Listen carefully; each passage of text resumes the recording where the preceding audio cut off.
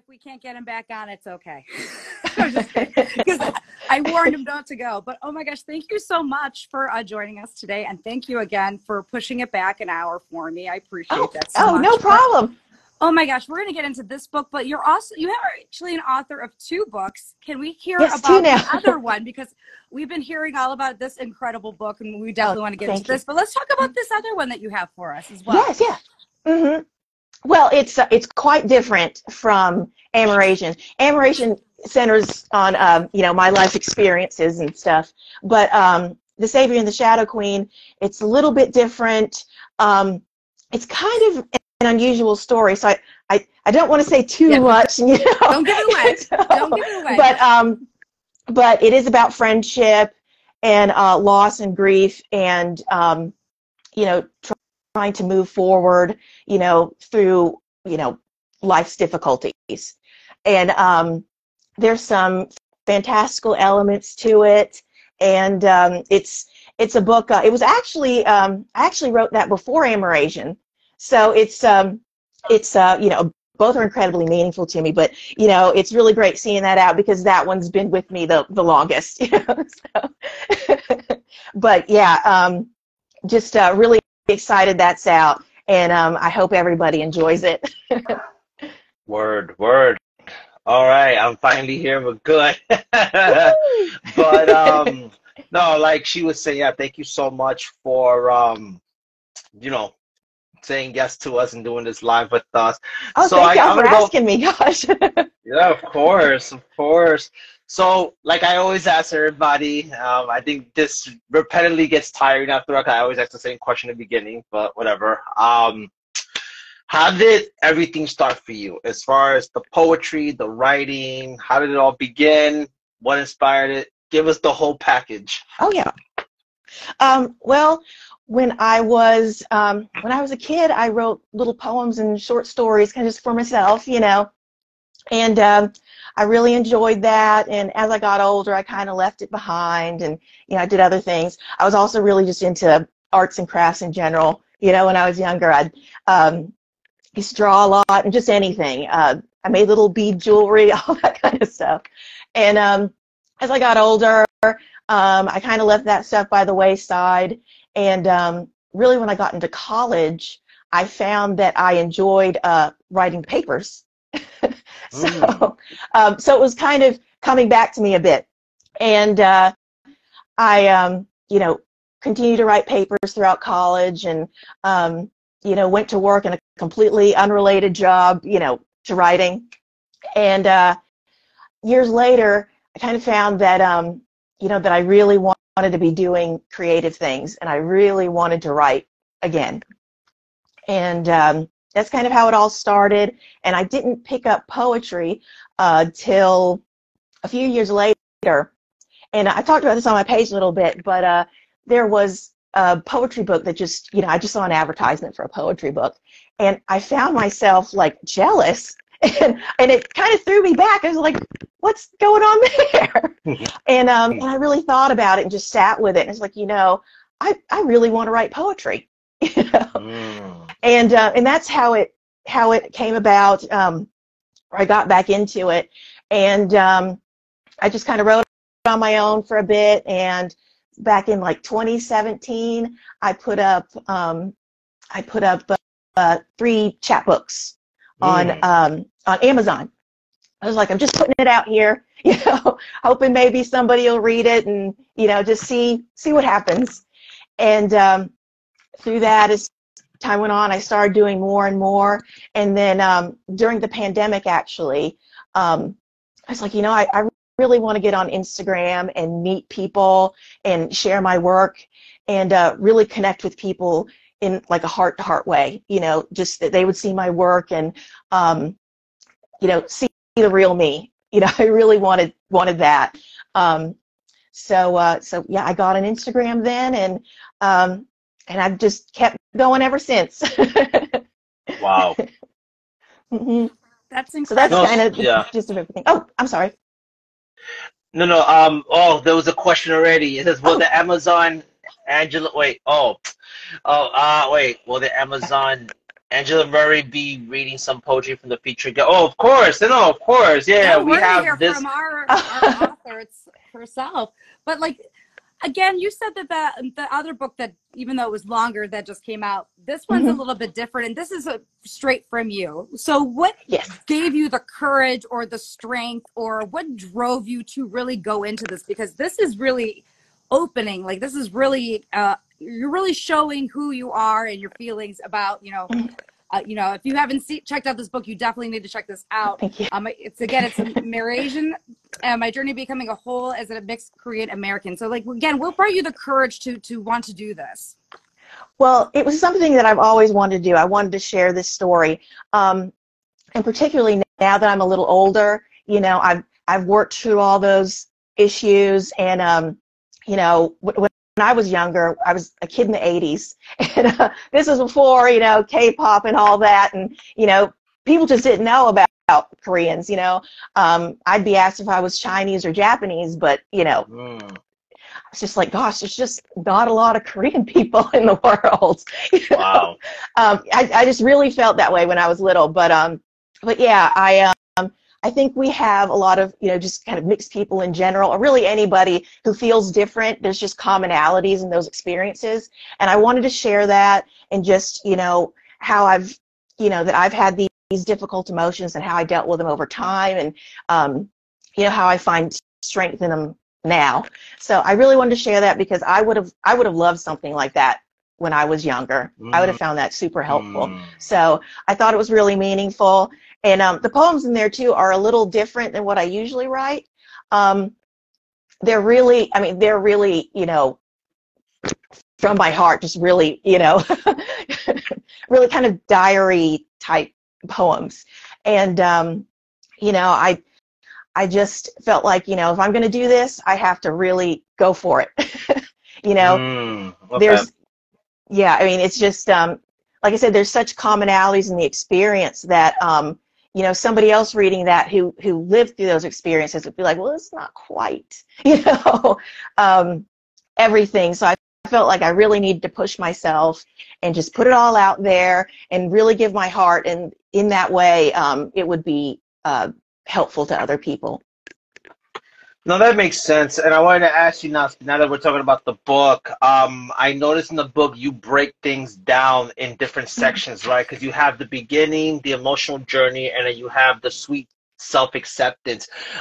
So when you did those categories the way you did, and for each piece that fell under that category, did you have a certain order in mind, or was it one of those situations it just, okay, I'm gonna just put it and then this is what it was? Like, how did that look like for you when you were doing this book?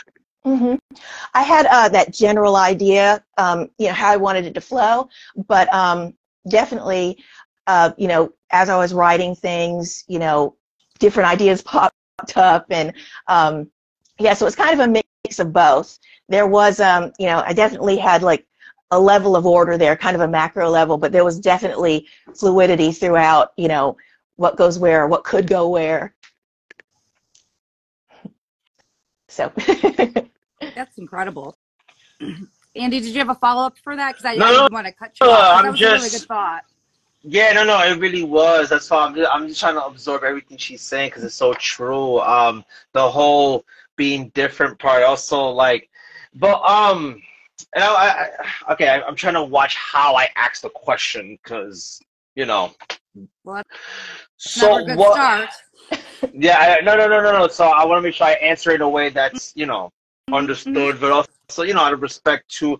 So you had mentioned earlier that when people would ask you, "Oh, are you Chinese? Are you Japanese?" and all this other stuff. I guess my question to you was, what was the feeling behind going through something like that, where you're just, okay, I'm Korean, but like the whole negative connotation behind it, the positive connotation behind everything.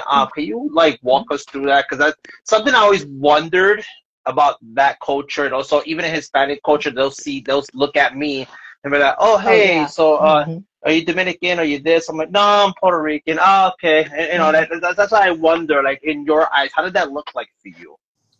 Well, there's really a mix, because there were people asking, from genuine curiosity. And then you have people too that are, kind of making little digs, and especially as a kid, when you're different, other kids really zero in on that. So, yeah, I just remember, I moved around a lot because I grew up in a military family. So, okay. And I just didn't happen upon places when I was younger that had like Korean people, and yeah, I felt it made me feel quite rare, and I, like I said, that there just didn't seem to be a lot of Korean people around. I think the first time I met someone who was Korean and not related to me was, maybe I was in like 4th grade or so. So, I mean, that's a lot of years coming up to that, gosh, there's Korean people, but they're all related to me. Oh, wow. So, yeah, that was interesting. But that was the first time I met a kid who was Korean as well at school. And then years later, I got to Georgia, which is where I live now. I did meet, other half Korean people here. So there's actually quite a lot of Korean people here.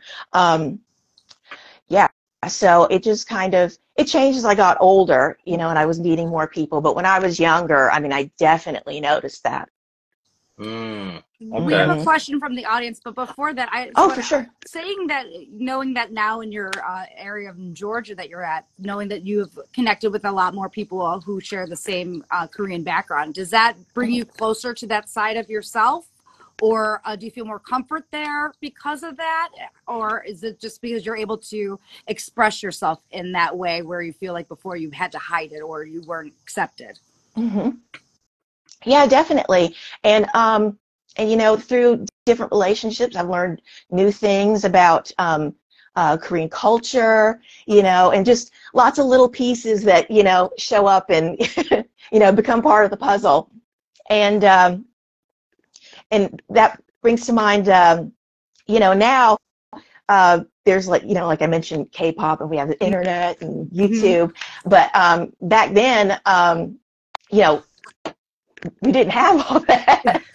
And I remember I wrote a poem about it.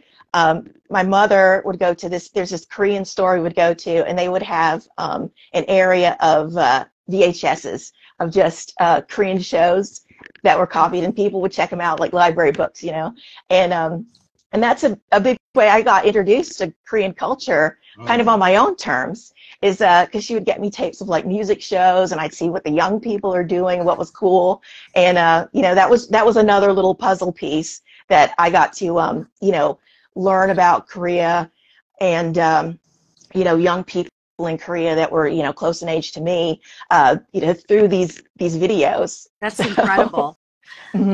So Andy, the question from the audience that is for our guest here is where do you write? Like, are you writing in your kitchen, coffee shop, garden? Where do you go to write? I just write at home, and usually I just always try to keep my phone with me, so I'll have a little idea that pops up here and there, and I'll break out my phone and, just type up something like in an email or something real quick and save it. And I usually write at night, though. I find, for me personally, I'm a night owl, so that's the time I feel the most creative. So, so really at night, and just kind of whenever I'm feeling relaxed and can, sit down, whether, if I'm just kind of sitting in the living room or, sitting on the bed or anything, I just kind of, type a few things, and it's really, I don't have like a set place, and that seems to work for me. Everybody's makes sense. Techniques are different, and I love hearing about it too, because sometimes you want to try something different, and you for sure, look to other successful writers and you see what they do. But I'm kind of guilty like you. Whenever it comes through, and I'm writing away. It's in some sort of crazy journal, and I have like a bunch of crazy journals all over the place. You know what I mean? You never know. But absolutely. Andy, I think that would be a great time to hear from Yes. one of our pieces. Maybe if you want to pull from this book or something that you have prepared for us. We got to hear some of your work right now. I think people are ready to hear us, what really drove us to call you here tonight, because again, you really go to a place that's so authentic. It's so real. And even if somebody doesn't necessarily share the same heritage as you, it's still very relatable to people who share different heritage and different experiences. And even if we don't, we learn so much from each other when we get to read about our experiences. So what do you got for us? I'm actually not at home right now.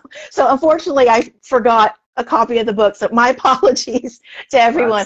This is my first time doing a live, so I was just like, oh, I'm nervous and trying to make sure everything works. So my apologies for that. But yeah, maybe I can come back a little later, or do a live later on today when I am home and read a few pieces. Okay, so I guess what we'll do, since we have the book, we could read and then we'll ask questions about it. That's good. All right, so this one, it's called My Collection. So, all right. Oh. So what are you? Where are you from? Are you Chinese? Do you know karate? You're not from here. You don't look regular. You're not Asian. You're not white. I wouldn't have known you were Asian if it wasn't for your black hair. You look just like Lucy Liu. There are some of the things I've heard before. I collect awkward phrases like others collect seashells. How do you like my collection? And that's that piece. So that piece really speaks in volumes, only because the fact that, it takes me back to like the whole stereotypical, like people will see somebody and they like automatically assume, oh, so that means, it's like, for example, they say, oh, you're Japanese, so you most likely like anime. But that's not 100% true. Not all Japanese people like that, even though they say, quote unquote, it's a common thing. But like, can you walk me through that a little bit more? Because that's pretty interesting how this is what you've been through. You were writing this piece. Was it difficult to write this piece when you first wrote it, and then when you published it onto this book? Was that kind of difficult to do so, or was it just like, you know what, I'm gonna just do it no matter what?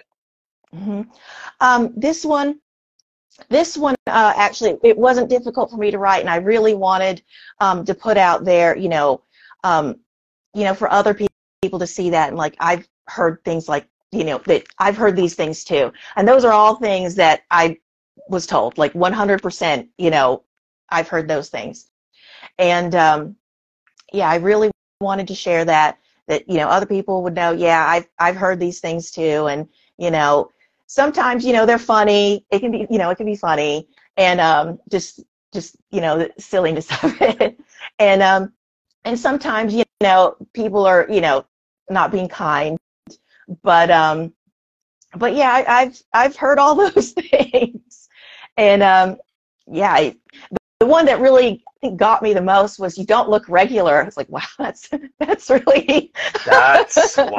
that's really interesting. But yeah, just kind of those awkward things, and just that I've heard them as well. We all get them sometimes, and I do want to say too that sometimes none of us are perfect, and sometimes we say things that just aren't come out a little odd. So I don't mean that like the people who said those things are bad or anything, because God knows that I've said silly things in my day too, but they can kind of grate on you, after a while. It's like, okay, I mean, again, there are so many of those references in here that when you add them on top of each other, it's jarring and it's uncomfortable, and absolutely, it's an insensitivity. And I think people don't mean to be insensitive, but they have to know they're being insensitive. And then there are people who are being insensitive, and sorry, pardon my French, but fuck them. You know what I mean? Some people are, you might hear me say this a lot. I'm a teacher by trade, but I tell my students, people will lie to you. Some people lie to you on purpose, and some people lie to you because they think it's the truth, and they don't know it's a lie. So you gotta be, you gotta be engaged in the conversation.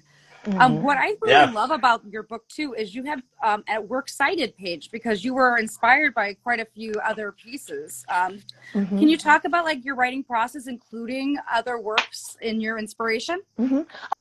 Oh, for sure. I knew I wanted to add some Korean mythology and folklore because, you know, it's not the most common. You know, people know Greek mythology and, you know, Egyptian and you know, these different cultures, but, you know, Korean isn't one that pops up, you know, very often.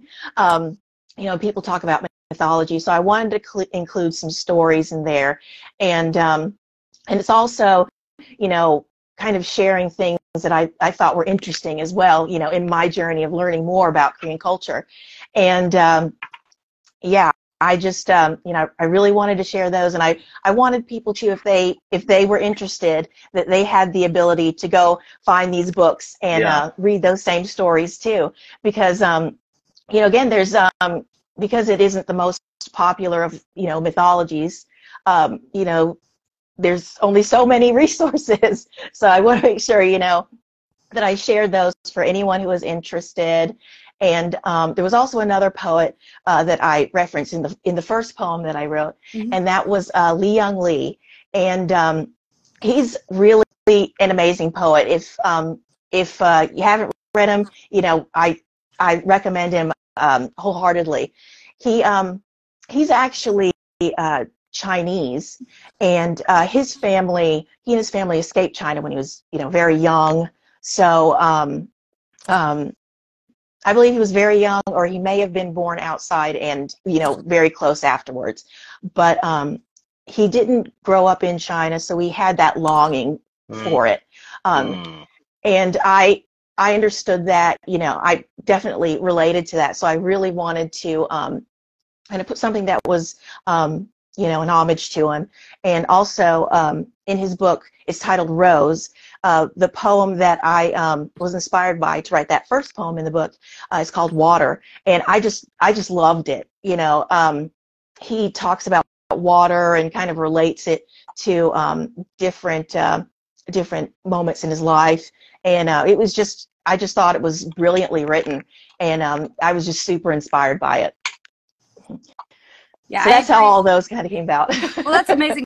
I also agree with Robert in the chat who appreciates having references in books to seek out.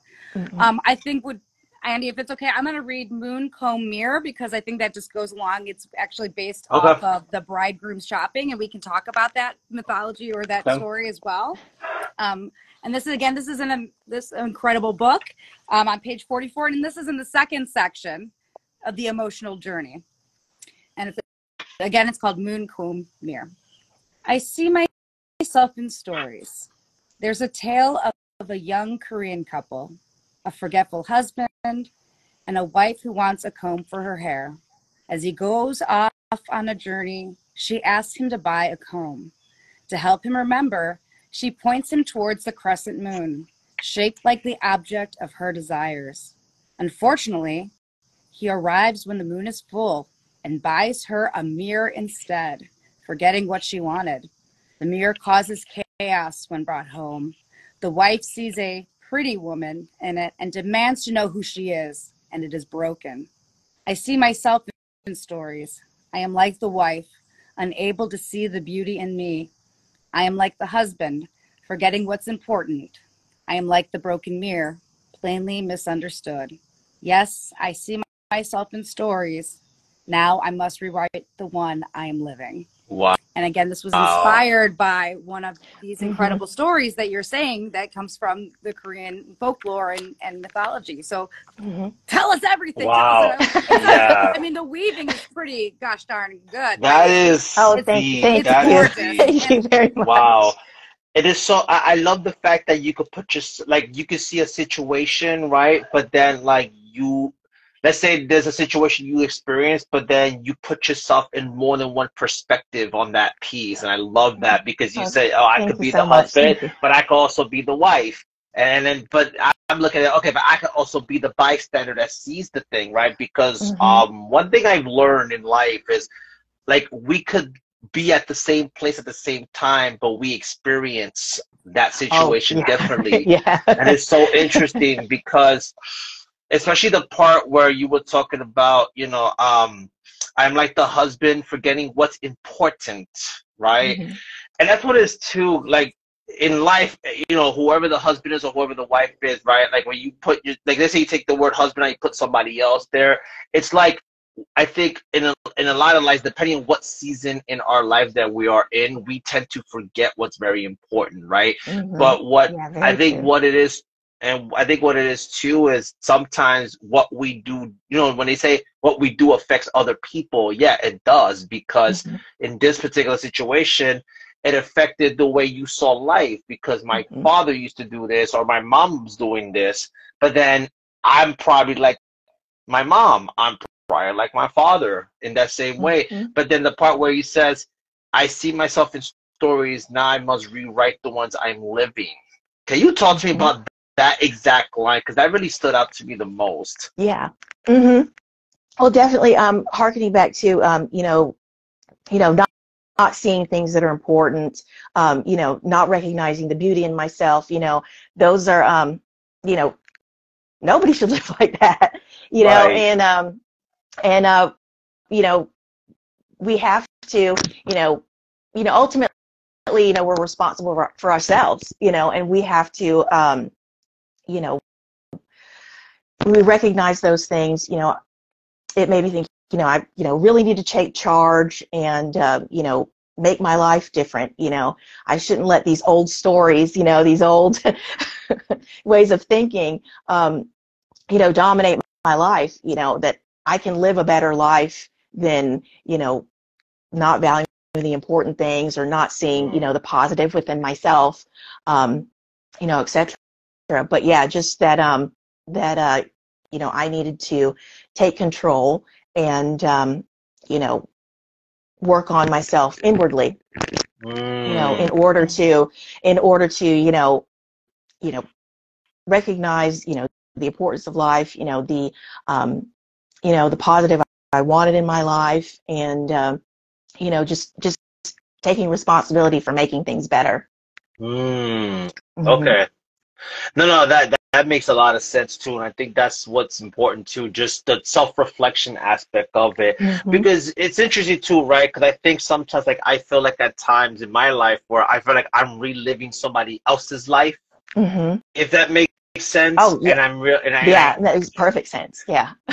and then I feel like, okay, what's going on? Like, am I living that? Oh my God, how do I explain that? Like, am I living their life now? Like, Mm-hmm.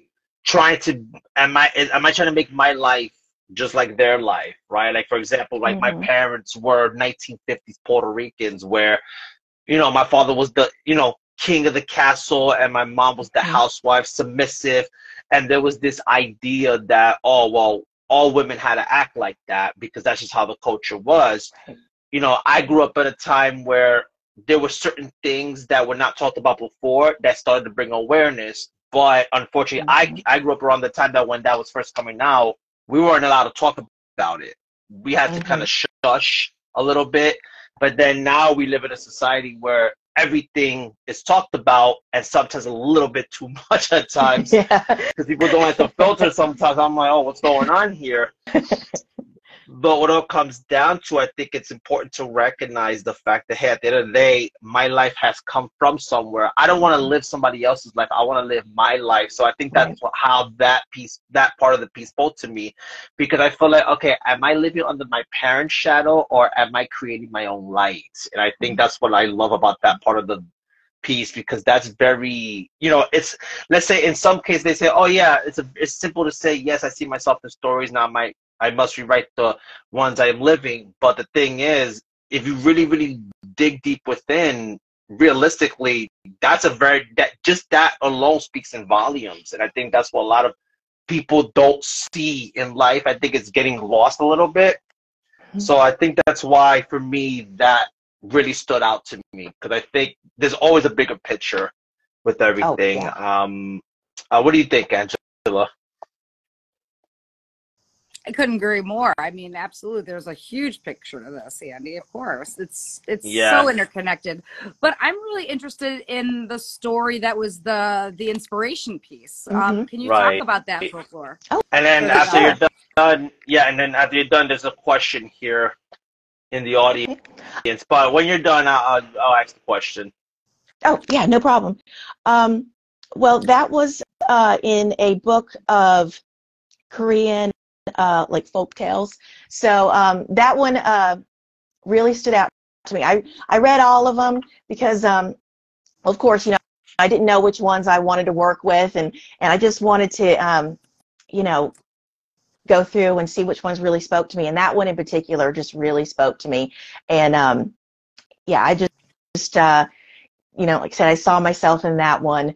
And yeah, it's in that book, that's like some of the first, well, they're the first Korean folk tales like I sought out on my own. Like my mom's told me a couple of things, but those were the first ones that I really, you know, went out and looked for. And yeah, and like I said, that resource, I really enjoyed it. So I definitely thought other people, you know, if they were to, you know, if they were interested in Korean folk tales, that in one particular would be really good to check out.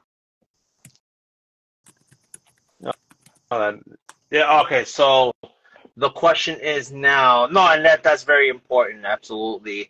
And the question is, this is from Craig Kelly, .poetfan. It says, what has influenced you the most from Korean culture, and what has influenced you the most from your American culture? That's actually a pretty good question. Mm-hmm.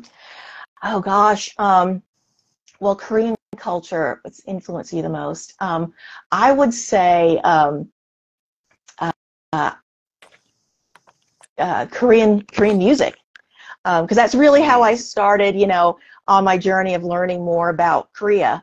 And it was through the music shows, and there's so much you can tell from, you know, watching kind of the pop culture from a place, like just, you know, you can tell values, like what they sing about, what they don't sing about, and you know, the way they dress, and just, you know, similar little things like that you kind of can intuit just from seeing those things.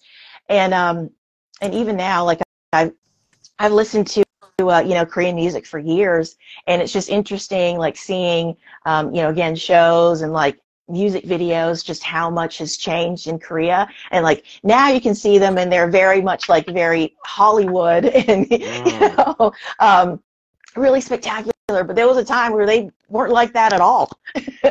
I remember one of the first music shows I saw.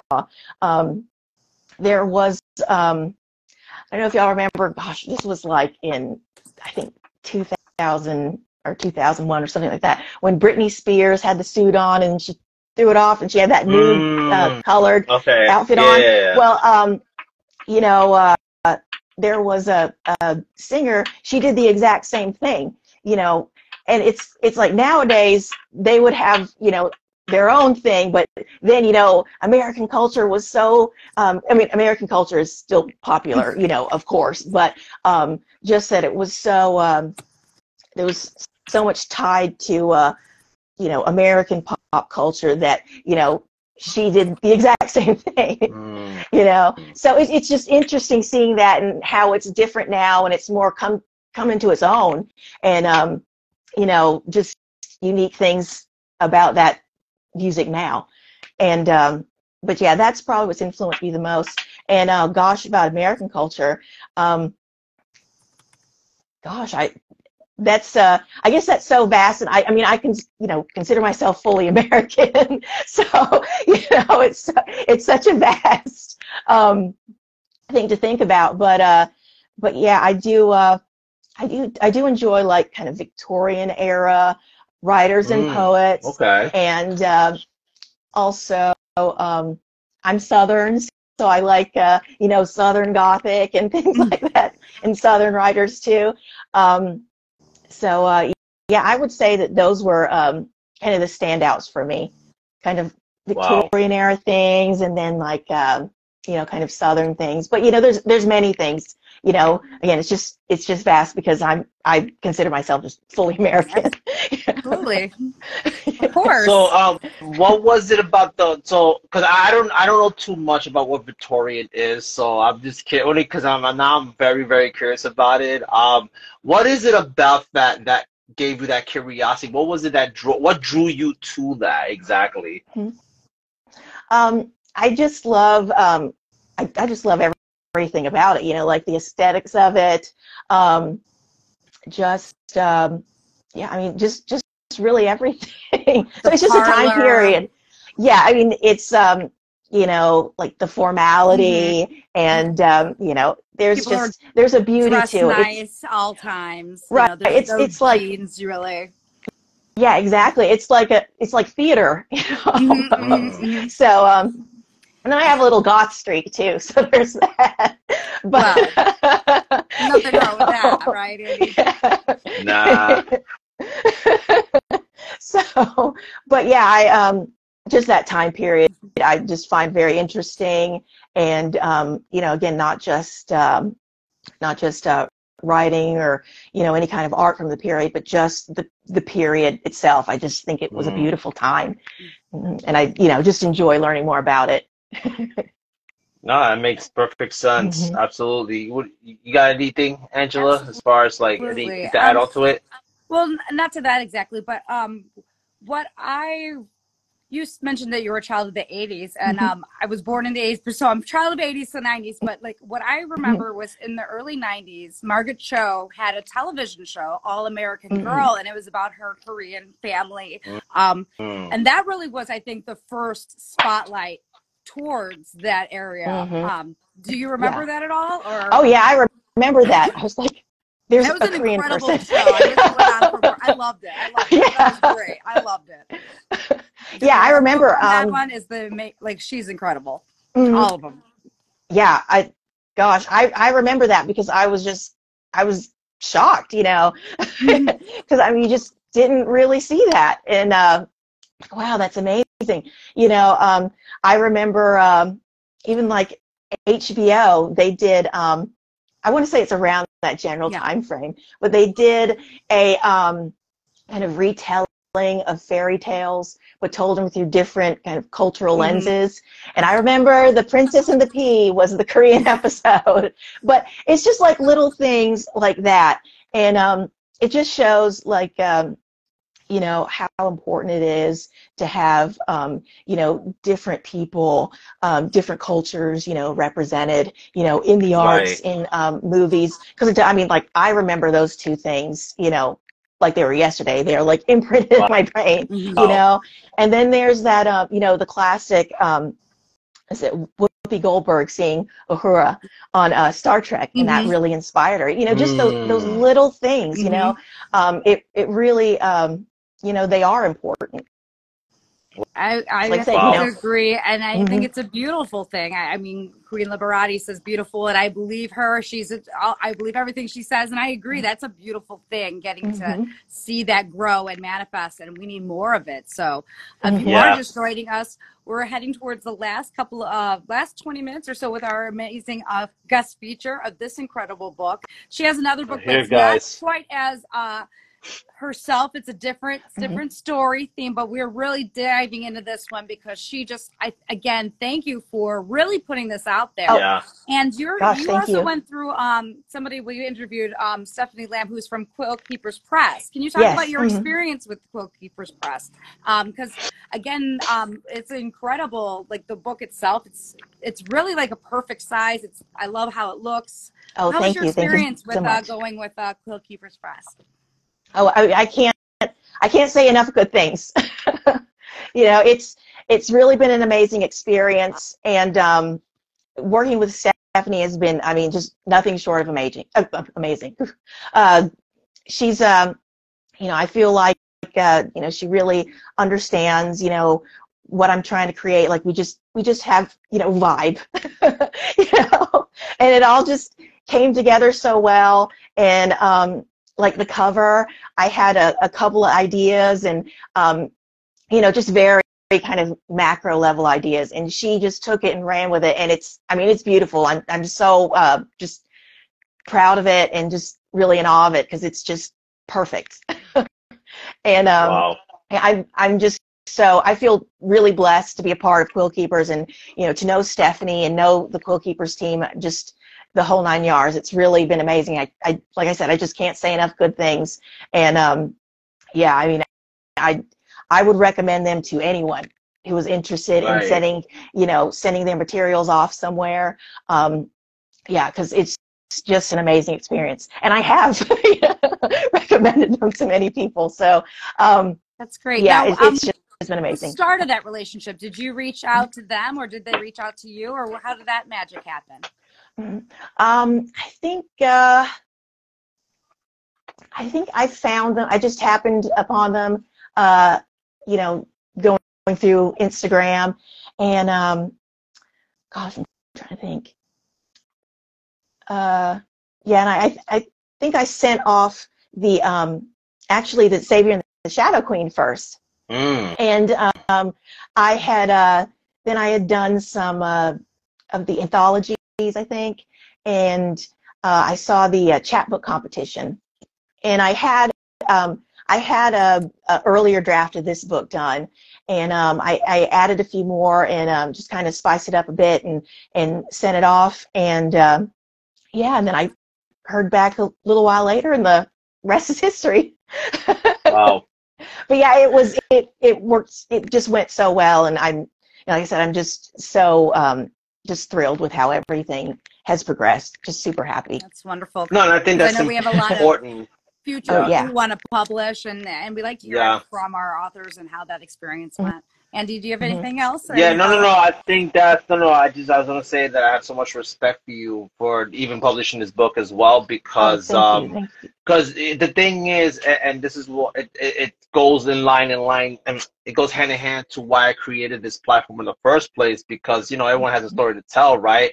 So it's one of those, like, you know, you publish this book, you put it out there, so whoever sees it, let's say there is somebody else that's also Korean and American, and they went through the same thing. It's good in their eyes. It's more like, wow, it's good to know that I'm not the only one that feels like that. Right. But what Angela said earlier too, it's like, oh, well, I'm Hispanic, but I know what she's talking about, right? So even though you know, because if you change the words around, it's pretty much the same thing. I'm Puerto Rican. I'm supposed to listen to salsa music.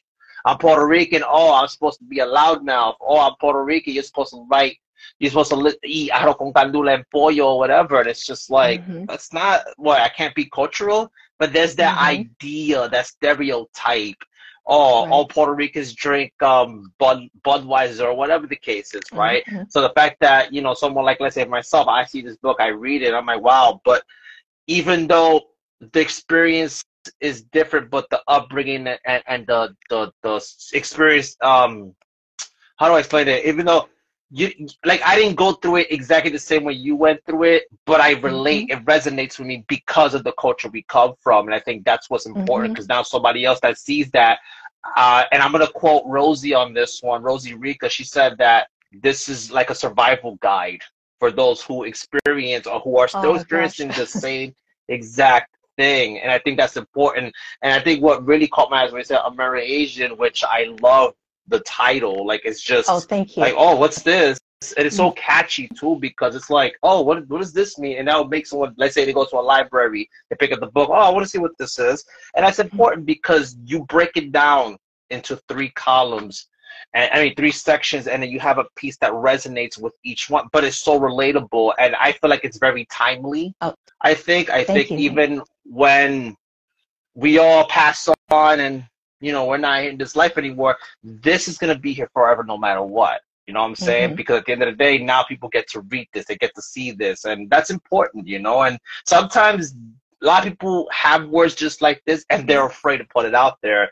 You went out of your comfort zone, and you put it out there. So I get so much respect for you because of that, because it matters. It matters. It absolutely matters, you know? And I'm going to go there with the entire whitewashing of Hollywood when you have a person who is all European descendant playing somebody who is Asian descent or half Asian descent. It's just not okay. And for you to have this opportunity to speak on, you know, what it feels like, or who, you know, I'm valuable, I'm worthy, I'm incredible, my culture is valuable, my culture is incredible, who I am. And Andy, sorry, I have to agree with you on the title, because again, you're talking about being, you know, two different worlds, and this word is two different places, but it's merged together into this beautiful word that just, again, that cover really makes it so inviting. And I think you are inviting all of us in to learn more and more and more about what you have to say.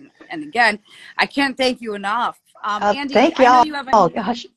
I think, Andy, can you pick one more poem to read from, like, the last and I wanted to add on to something too, because it's interesting, right? Because all right, so especially in today's generation of people, and I work in retail, but I'm like second, you know, pretty much an assistant manager in retail. And one thing I notice, I work with a lot of younger people in that, okay, we just got out of high school, either we're going to college and they think, oh yeah, it's easy, or no big deal, whatever, right? So they have this mentality that exists. But one thing that bothers me, and I don't know if this is everywhere in civilization or not, but one thing I notice is, like, okay, like for you, right, you're half Korean, you're half American, but you embrace, you know, that part. You don't leave it out, if that makes sense. In today's civilization, nobody wants to know where they come from. They went, oh, okay, this is how American culture is. Okay, now I'm gonna be just like them. I don't care about that other part of my life. And it's like, but it's a part of you. And it's like, I guess my question is, how do you feel about how generation has become, where it's like, I'll give you for example, like in Puerto Rican culture, they don't, you see Puerto Ricans today, they don't even know what each flag color represents. They don't even know that Puerto Ricans are Taino Indians. Like, they don't even know that. And it's like, even in Mexican culture today, they don't even know that they're Incas. Like, you know what I'm saying? Like, there's all these things they don't, like, I guess I always wonder why that is, but I guess I just wanted to see what your opinion on that is. Oh, sure. You know, just kind of, you know, I've seen people say similar things just all around the world, just kind of randomly online, you know, that things just have changed so much. My little theory on this is, you know, you just, with the internet and the phones, you know, that people are so engrossed in that, and we're kind of having this, this, you know, universal macro culture, I guess, it's kind of coming from the internet, and people aren't as interested in finding out about their pasts. And I'm hoping with time, you know, people, as they get older, they'll recognize the importance of that. Because, I mean, now I definitely recognize the importance of that. And, you know, particularly like when I was younger, and, you know, there's different reasons for that too. You know, I you know, wasn't super thrilled about being Korean, you know. So, I mean, I can appreciate that. And I remember when I was little, I think, gosh, I wish I could just, like, dye my hair blonde, which is such a child thing, you know, like the blonde hair is going to do it, you know. But if I could dye my hair blonde, then everything's okay, you know.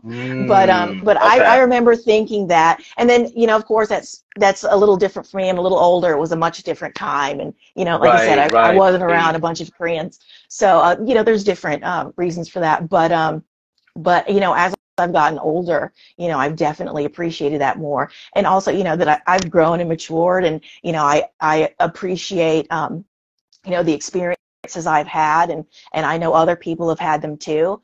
And, you know, things happen for a reason, and, you know, I was able to write this and share this with people. So, you know, there's a lot of good that's come out from that.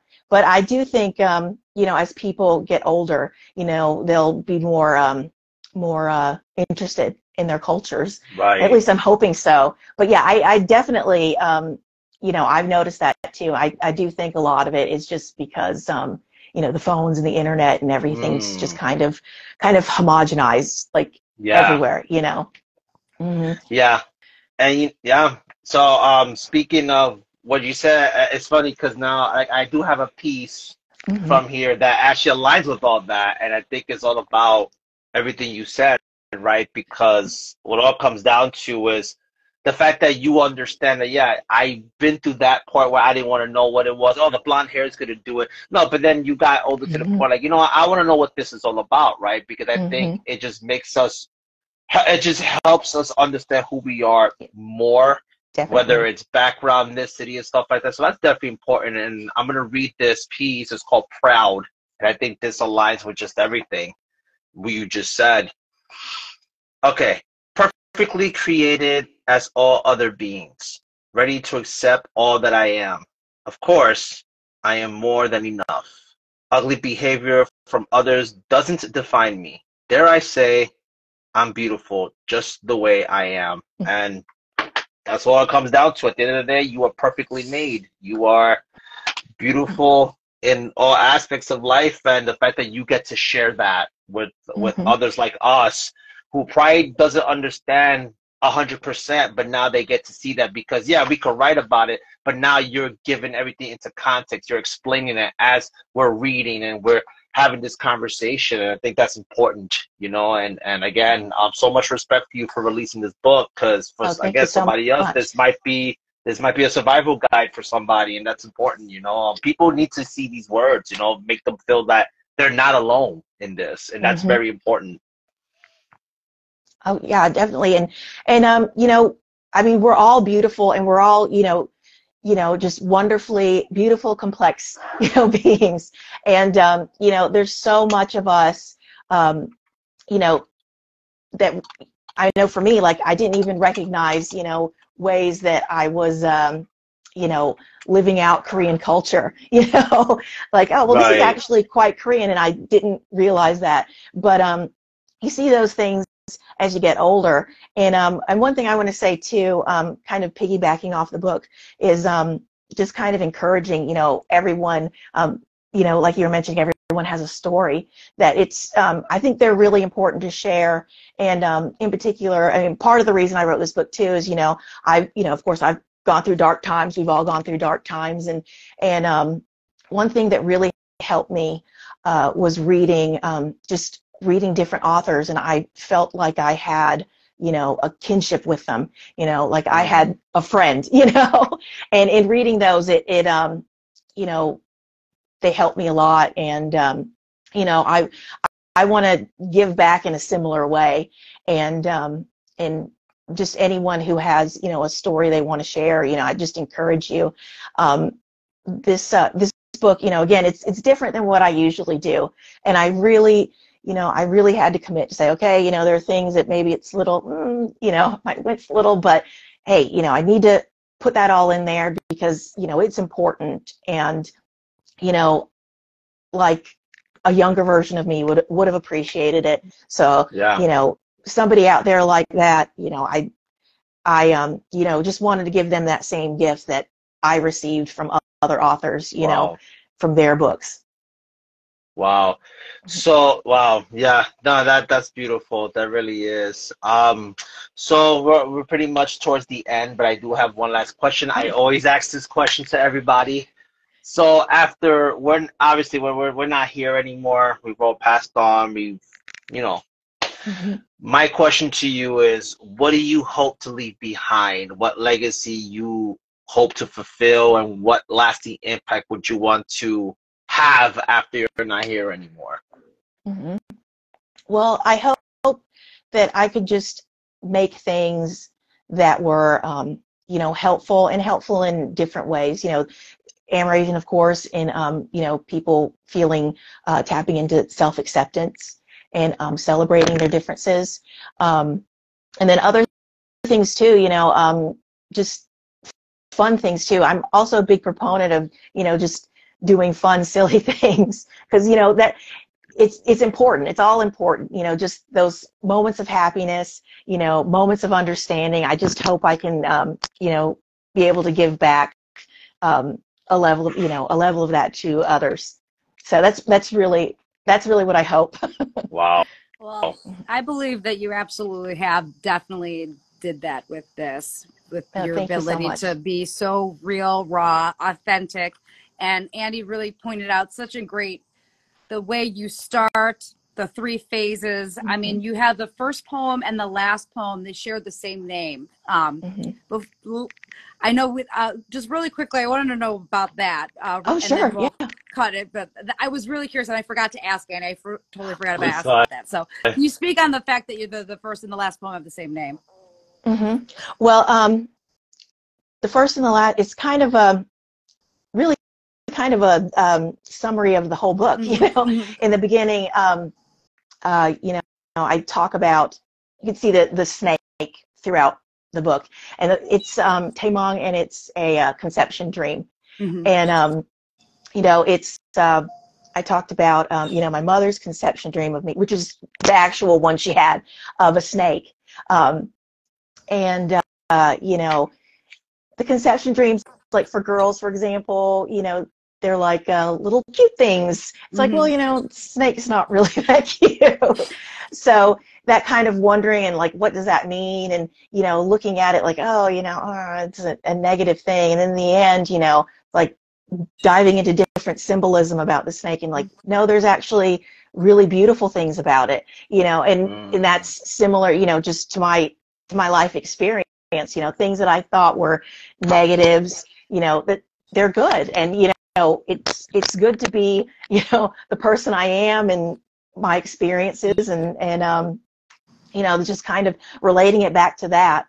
So yeah, that's kind of where it comes from. No, that's perfect. I think that really sums it all up. And thank you. And if you guys haven't got an opportunity, definitely you can get this on Amazon. I think it's in Barnes and Noble. And you can get it through her link tree, of course. Everybody's got this beautiful link tree. Yes. So thank you again, Andy. I'll let you have the closing goodbyes, and then I'll hit the exit. Yes. Yes. So, Kimberly, thank you so much for joining us, for telling us your story, for allowing, just pretty much trusting us with your story and everything you talked about. So thank you so much. So much respect for you on that. And thank you so much. I hope, you know, that you continue to, you know, just don't stop writing, you know, because like I said, everyone has a story to tell and it's important, you know. So we're now towards the end. But I do want to remind people who are here that we will be live again later on tonight at 8 o'clock. 8 o'clock, is it? I forget. It's at 8 o'clock. 8, right? In the flyer, but if you back, let me know. No pushing back. No, we're pushing back. Okay. All right, so we'll take our little snack break, and then I'll be back ready. Yeah. Oh my God. But thank you so much for just thank you guys. Us. This has been amazing. I've just really enjoyed it. Thank you both for this opportunity. It really means a lot to me. Thank you. Absolutely. So